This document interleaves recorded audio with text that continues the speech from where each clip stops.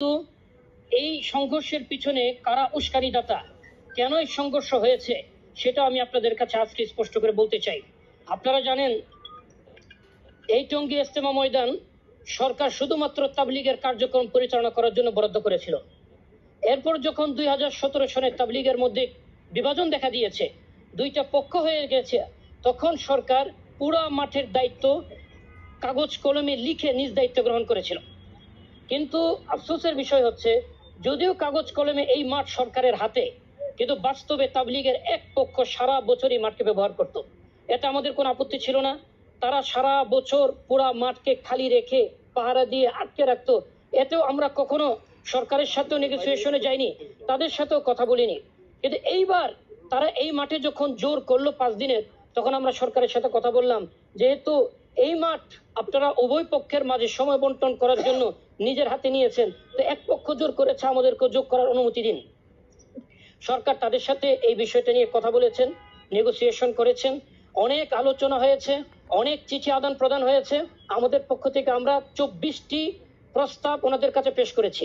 শান্তির প্রস্তাব দিয়েছি, সন্ধির প্রস্তাব দিয়েছি, ঐক্যের প্রস্তাব দিয়েছি, কোনো কিছুতেই সাড়া পাইনি। ওরা আমরা একসাথে অন্তত বৈঠকের প্রস্তাব দিয়েছি, তাতেও কাজ হয়নি। সরকার এরপরে দুই পক্ষকে নিয়ে বসার চেষ্টা করেছে। গত 4 নভেম্বর সরকার দুই পক্ষকে চিঠি দেওয়ার পরেও আমরা উপস্থিত হয়েছি, তার উপস্থিত হয়নি।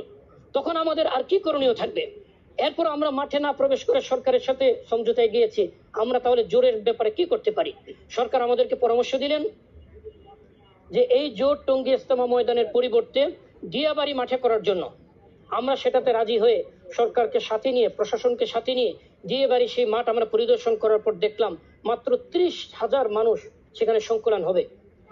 আর 30,000 মানুষ সংকুলান হলেও তাদের টয়লেট, পানি, বিদ্যুৎ, গ্যাস ইত্যাদি কোনো ইউটিলিটিস ফেসিলিটি নেই। তখন আমরা বললাম এই মাঠে আমাদের 2 থেকে কমপক্ষে 2.5 লক্ষ তো 3-4 লাখ সাথী, আর মাঠ প্রস্তুত করার জন্য আরো 1-1.5 লাখ সাথী, এই 4-5 লাখ সাথীর সংকুলান হবে না। তখন ওনারা বললেন আজকে 18 ডিসেম্বর সকাল 10টায় সকল উপদেষ্টারা আমাদের দুই পক্ষের মুরব্বীদেরকে নিয়ে বসবেন এবং কোথায় জোর করতে পারি সেটার ফয়সালা করবেন। এই জোর উপলক্ষে মাঠ তৈরি করার জন্য সরকারের অনুমতি সাপেক্ষে আমরা আমাদের সাথীদেরকে ঢাকা আসার জন্য বলেছিলাম। গতকাল রাতে আমাদের ঢাকায় মুখে সাথীরা আসার জন্য রওনা হয়েছিলেন। বিভিন্ন জায়গায় তারা আমাদের গাড়ি আটকিয়ে গ্লাস ভেঙে আক্রমণ করা হয়েছে সাথীদের উপর। অনেকে আহত অবস্থায় রাত 3টা, 3:30টার মধ্যে আমাদের এই এলাকায় প্রবেশ করলেন। ঠিক 3:30 থেকে 4টার মধ্যে কামারপাড়া ব্রিজের নিচ থেকে আমাদের সাথীদের উপর আক্রমণ করা হইল, ইট পাটকেল নিক্ষেপ করা হইল।